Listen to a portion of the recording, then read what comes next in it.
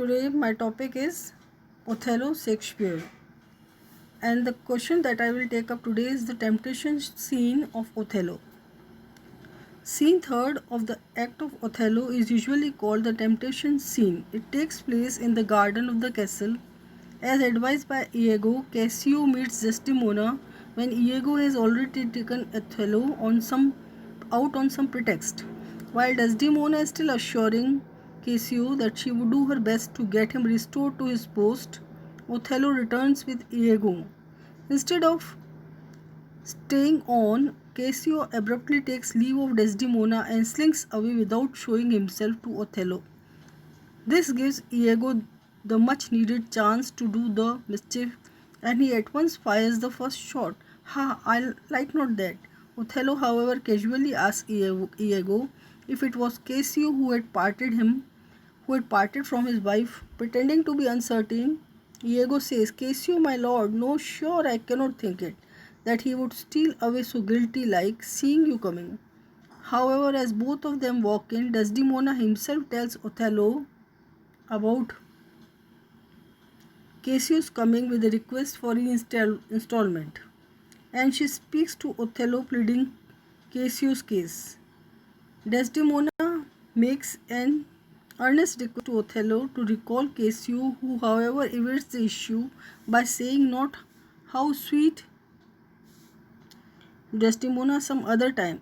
Innocent as she is, Desdemona wants Othello to call Cassio tonight or tomorrow dinner then. She reminds Othello of Cassio's role during their courtship. In sheer desperation, Othello submits to her pleas. Let him come when he will. I will deny thee nothing.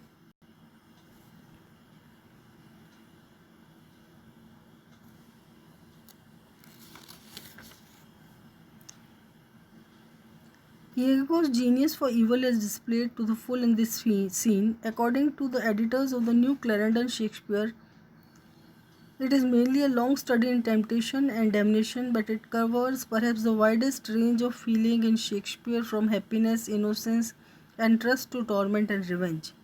What strikes us as Iago's skill in handling a very delicate situation is his complete knowledge of human psychology. He uses generalizations which are interspersed with innuendos, thus causing curiosity and suspense. Having confessed himself to be a rather critical observer of human behavior and fault finder, he exonerates himself from any misunderstanding on the part of Othello. The other important aspect of this long scene is the credulity of Othello, who jumps to hasty conclusion on the basis of hearsay remarks and dream mutterings.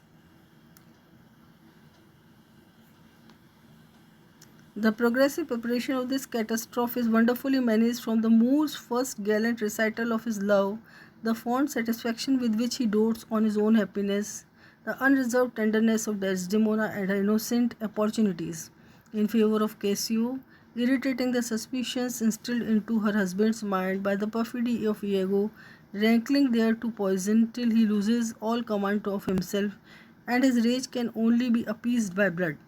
Pathetic degradation and the fall of a noble man is nowhere else to be seen in the plays of Shakespeare. This is all for today. Thanks for watching.